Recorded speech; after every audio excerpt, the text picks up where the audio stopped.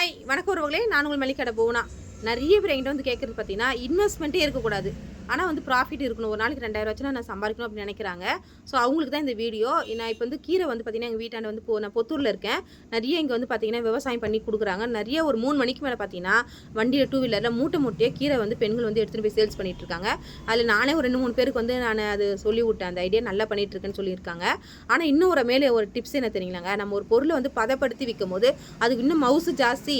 அதே மாதிரி நம்ம சொல்கிற ப்ரைஸ் தான் வாங்குவாங்க. நம்ம கட்டாக விற்கும் போது நம்ம 15 ரூபாய் கொடு, 20 ரூபாய் கொடுன்னு பேரம் பேசுவாங்க. அதுவே நீங்கள் வந்து கிள்ளி கடையாக நீங்கள் கொடுத்துட்டு வந்துருங்க. ஒரு 100 கட்டுன்னு ஒரு டார்கெட் வச்சிங்களேன்.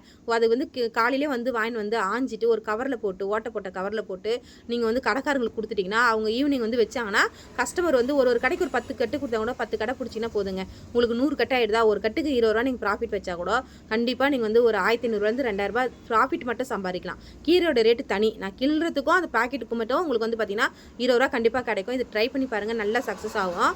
ஏன்னா எங்கள் வீட்டில் வந்து நிறைய பேர் பண்ணிட்டு இருக்காங்க கீரை பிஸ்னஸ். இன்னும் இதுமாரி நம்ம வந்து கொஞ்சம் எக்ஸ்ட்ராவாக நம்ம மாற்றி யோசிக்கணும். எல்லாரும் கீரை பிஸ்னஸ் பண்ணுறாங்க, நம்ம ஒரு கீரை கட்டு கொடுக்கணும்னா நம்ம என்ன பண்ணணும்னு பார்த்தீங்கன்னா, இப்போலாம் யாருக்கும் வந்து ஆஞ்சி சமைக்கிறதுக்கு நேரம் இல்லை, எல்லாரும் வேலைக்கு போக ஆரம்பிச்சிட்டாங்க. ஸோ இதை ட்ரை பண்ணி பாருங்கள், நல்லா சக்ஸஸ் ஆகும். நன்றி, வணக்கம்.